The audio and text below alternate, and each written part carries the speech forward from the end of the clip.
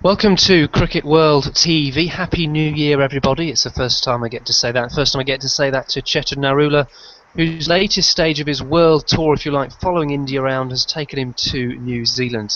Hello, Chetan. Happy New Year to you. Happy New Year to you, John, and hellos from New Zealand. And just tell us a little bit about perhaps the trips. I think you felt like you lost a day along the way, and your first impressions of New Zealand. Yeah, absolutely. I mean, took off on the 15th, and 16th was spent on in the flight, and because of the hour difference, I flew at like 7 a.m. in the morning and then landed at midnight, past midnight, in fact. And so the entire day, 16th January 2014, has been wiped out from my calendar forever. I'm not getting that day back, but not complaining because I've come.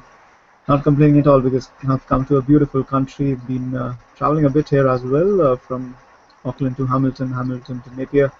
I've been around Napier a bit as well. So, yeah, beautiful country, amazing scenes, and you don't really need any filters for any of the photographs that I've taken. They've come out pretty well. So, anybody who has some spare, time, and you can fly 48 hours direct from wherever you are. So please come to New Zealand. It's a beautiful country. Great stuff. And of course, you're not just here to sort of drum up some tourism, Chetan. You're obviously there following the cricket. India there for a series of 5 one-day internationals and a couple of tests. It's going to be an interesting series. Everything's sort of building up towards next year's World Cup, which will be co-hosted by New Zealand, of course, so a good time to tour. You've been out and about, you've seen the teams training, you've been to the press conferences. Just tell us what sort of things you've picked up, what can we expect? Well, this is the second consecutive tour for India abroad. First one was obviously South Africa last time around in December. We had quite a few discussions about that as well. It was the first tour after the transition process had completed for India. In that particular light, I think the Indian team is looking to make some progress. The big difference here is that in South Africa they use the ODI series as a bit of a practice learning curve, practice or a learning curve for the test matches because South Africa were really a formidable opponent. With all respect to New Zealand, I think the ODI series here is much more important, or equally as important as the Test series, because India cannot just say, okay, we are practicing for the five ODI matches, and then we'll turn up in the Test matches. That doesn't work because again of the added adage that they're going to play the World Cup next year here, and yes, Hamilton and Auckland are two of the matches, two of the stadiums where India will play their group matches, and obviously they will also be playing, if at all they get to that particular stage, they will also be playing in Auckland and Wellington. That's the quarterfinal and the semi-final. I'm not sure. Maybe I've got it mixed up, but that's the pretty much the lineup for the 2015 World Cup that India could possibly face here. So, short grounds, small grounds, short boundaries. You know, different angles of field settings, and quite a lot of windy conditions here. The wind just picks up, and it can blow away the bowlers, and bring a lot of changes to the bowling plans of the teams here. Drop-in pitches which are hard and bouncy. Not much in it for the spinners as well. Maybe at Hamilton, which is a little slowish. Maybe at Wellington, which is a little slowish. But again, they're drop-in pitches, so you never know. The fact of the matter is that India have an inexperienced side in this part of the world. Perhaps MS Dhoni and Ishant Sharma, the two players I remember from the last time who came around here. Not sure the others were around as well in the ODI series. I'm really not sure about that. But that really points out, especially the bowlers are. Suresh Raina was another of those players. Um, it just points out that the players are raw in this particular part of the world, and obviously they need a lot of experience. India will also be touring Australia later in the year, so this is where their World Cup preparations start. In Australia later in the year, they'll probably take stock of what they have prepared so far, and then in this journey from New Zealand to Australia, in this throughout 2014, will perhaps help them decide which is the better, which is the best component of who are the best components of their ODI squad for the World Cup. So a very, very important series from that particular context.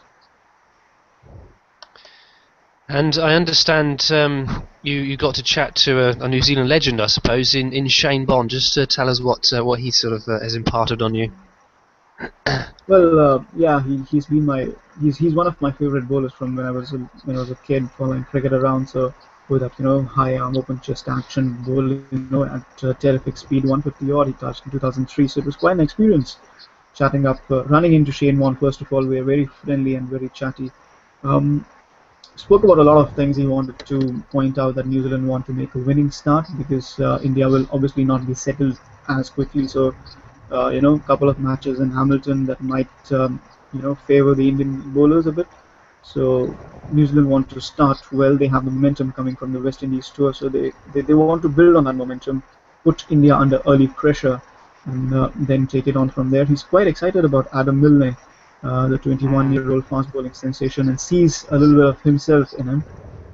So he's pretty excited about his talent and wants to help bring up the youngster. He's also excited about the talent that's coming up in New Zealand cricket, and he really wants to help them, shape up, especially their bowling attacks, shape up for the World Cup at home because that could, New Zealand have traditionally done well in ICC tournaments, so that could be one of the many opportunities that New Zealand might have to make an impression once again at the international stage. So um, that's pretty much about it. What Shane Warne said, but two interesting press conferences later on today as well. One with MS Dhoni, another with Brendan McCullum, both captains talking about the preparation for this particular series. Indians obviously looking at preparing well, doing the basics right, and then taking it as the match situation progresses because they're just trying to soak in the exposure from the first couple of matches. Obviously, there's not a lot of time to let go of, make an impression early on in the series. At the same time, they're also looking to give opportunities to their young players. There's a whole opportunity at number 4 now, since Yuvraj Singh is now there. Maybe Ajinkya Rahane will take up that spot because Suresh Raina was a failure at that spot. So that's one particular area that concerns the Indian batting, as also the form of the openers a bit. Shikhar Dhawan and Rohit Sharma did not score many runs in South Africa in either the tests or the ODI. So that's one area of concern for another area of concern for India. But otherwise, I think they're looking upbeat. They want to perform well here, and they really think that they could do so in this particular ODI series. At the same time, Brendan McCullum says that he wants to test India by pace. So probably 4 paces for New Zealand tomorrow, which is quite a bowling lineup, aggressive bowling lineup, perhaps dishing out the same stuff that South Africa wanted to do with India on their tour. So the pitch might be a little different, harder and bouncier, perhaps to the liking of the batsmen, short boundaries, so a high-scoring game if it's not too windy. Otherwise, the Indian bowling will probably struggle. But wind could, as I said, play a huge factor. The weather forecast is that the wind will not pick up tomorrow, but weather forecasts are known to have gone wrong earlier as well. So we'll have to wait and see what happens there. If we could, so you've touched on a few there already, Chetan, but maybe pick out some sort of key battles or areas of interest that you're going to be sort of focusing on, because it's an interesting one, this series, because you've got India who, as you say there, with no Yuvraj Singh, are going to be trying perhaps a few new strategies. You've got the weather that might come into play with the wind. And you've also got a New Zealand side that when they played against the West Indies recently, they either looked sort of world beaters with Corey Anderson and Jesse Ryan smashing it everywhere, or not very good at all because they got thumped in the final game. So it could be a really interesting series. Just sort of pick out maybe some key battles for you and areas of interest that you're going to be looking forward to reporting on. Well, I think one of the key areas from this particular series will be how the Indian bowlers cope up with the conditions. Not so much with the pitch, but how much the wind affects. Because pretty much everywhere you go in New Zealand, it's going to be a little windy, if not too windy. Wellington is the windy city. Crosswinds all the time. At the same time, they need to use those particular angles. Direction of wind. It's not always going to play. So that's one particular area that the Indian bowlers need to concentrate on. They're not very quick learners. Somebody like Ishant Sharma, who's played a lot of cricket, he's still not that mature a bowler. Somebody who's played 60-odd Test matches. So in that particular sense, yes, very inexperienced Indian bowling. One of the interesting battles in Indian bowling will be the spinners against the Kiwi batsmen, because it's not going to spin as much, and the Kiwi batsmen are, especially with the rules changed in the shorter boundaries, they'll look to attack the spinners, and that's one area that really, especially with the absence of part-time bowlers, could really trouble India. So that's obviously one area that needs to be watched out for. And apart from that, obviously the Indian batsmen versus the Kiwi bowlers with the all-pace attack.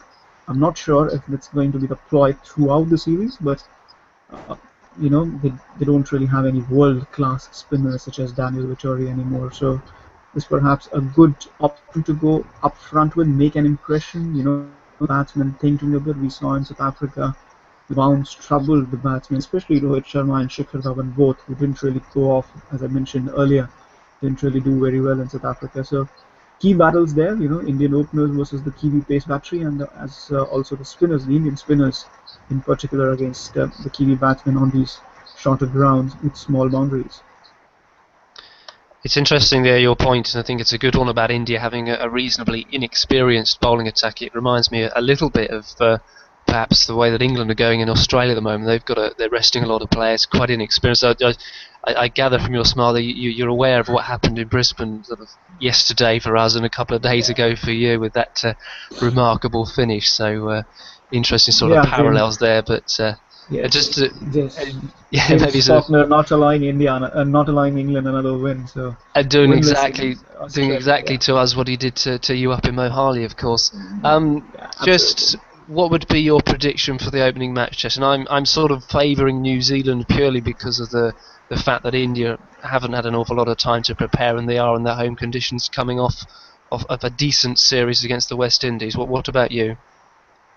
Well, I will also go for New Zealand in this particular match, but I'll go for India throughout the series. I think India will come back later in the series when they're more settled, they've had a little more experience playing. So New Zealand tomorrow, and India for the series, maybe edging it 3-2. Sounds good. And before we finish, just wanted to get your thoughts on India's 30-man probable list for the ICC World 2020, because that'll be honoured before we know it over in Bangladesh. Fingers crossed that it does remain in Bangladesh.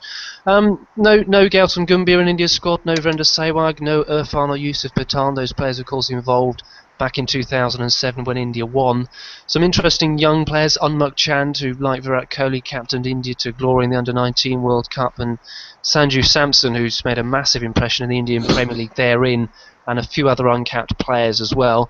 Just give us your thoughts on the squad that's been named, Chetan, and maybe how many of those uncapped players are really in with a chance of making it to the final 15.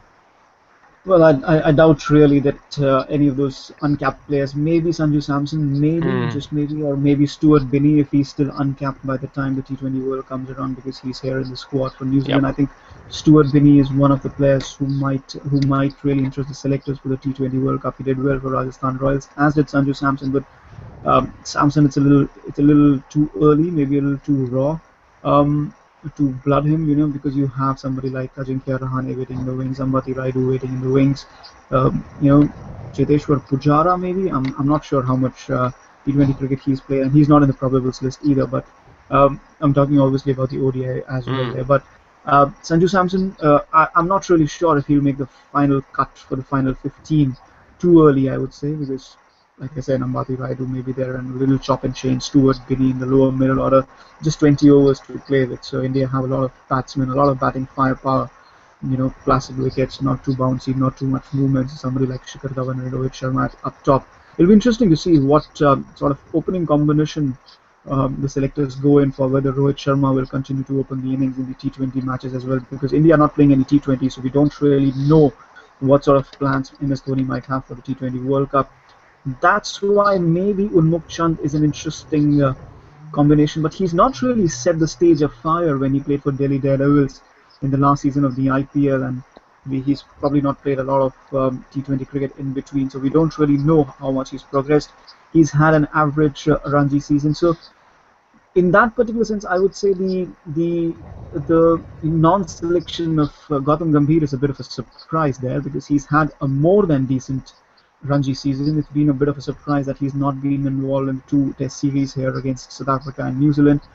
but that's understandable since they're just two test series, and you don't really need a third opener in two test series. Maybe a combined backup opener. You have somebody like Ajinkya Rahane or Ambati Raidu in there, or maybe even Cheteshwar Pujara who might just open the batting on the odd occasion. But again, that's understandable. But the T20 World Cup, maybe Gautam Gambhir might have been given a look.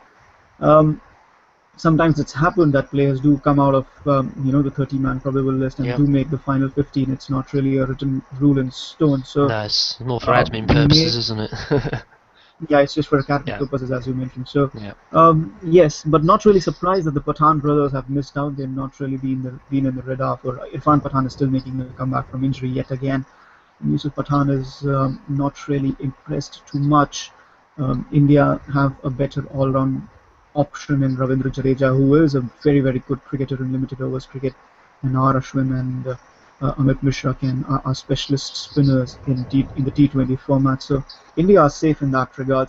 And as I said, Stuart Binny gives them that all-round option in there. But we do have Harbhajan Singh, who has ample experience, and we also have Yuvraj Singh, who's not really out of the contention for that. So all in all, I think a decent 15 selected, maybe with the odd exception of Gautam Gambhir, uh, who could still probably make a comeback into the final 15 should the selectors want to go down that particular route.